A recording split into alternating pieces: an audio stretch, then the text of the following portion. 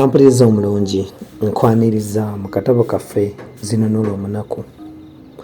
Katono nnyo okujjukiza we twakoma mu kitundu kyaffe ekyayita. Munnange nno nga tugguse mu nsi y'omwami Pyatisololo.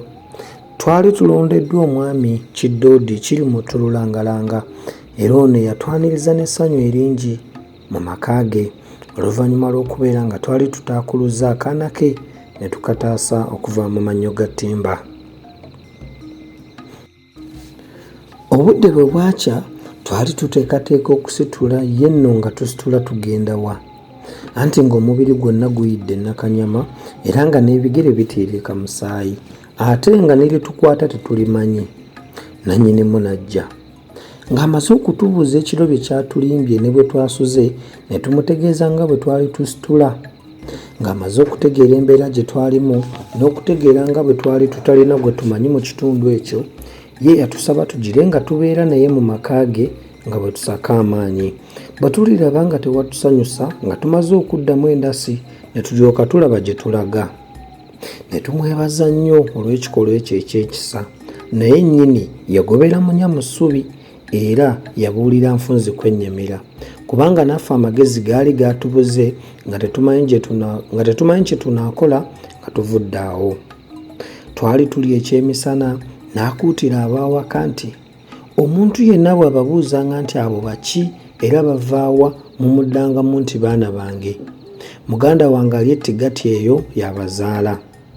Gwe kalitanda n'asaawuusa ebigambo nti tamanyi gye bava, oyo kaliba kamujjuutuse, aliraba tammendegedde. Okuva olwo ne tufuukira ddala baana ba mu nju ya Kirimuttu. Nannyinimu ekyamukuutiriza ab'omu nju obutayogera nti tebamanyi gye twava, kubanga omwami Pyatisololo teyakkirizanga musenze we yenna kukyaza abantu batamulinaako luganda, ng'abeekeka nnyo nti si kulwa nga mu bo mugiramu abakessi n'ab'engalo. Ennaku ezaddirira twazimala mu kulongoosa nju yaffe, mwe twatemera agasiikinya g'ebisiki bye twatindira mu kyoto, nga tukuma lugege lwa kyoto n'obukuku bwonna ne tubugoba wamu n'obutugu ebyatuteganya ennyo mu nnaku ebbiri ezaasooka. Ennaku zaayitawo ntono nga tufuukidde ddala bataka, ne tutandika n'okweyagala era ne tufuna n'emikwano egyajjanga ku kyoto kyaffe okunyumyamu. Emirimu gy'omu maka nga tukwasa kinnawadda era nga tugitwala bukwakku. Oluusi twalundanga ku mbuzi n'ente, oluusi ne tugenda n'abawala mu kibira ne tubatemera enku bo ne bakuŋŋaanya.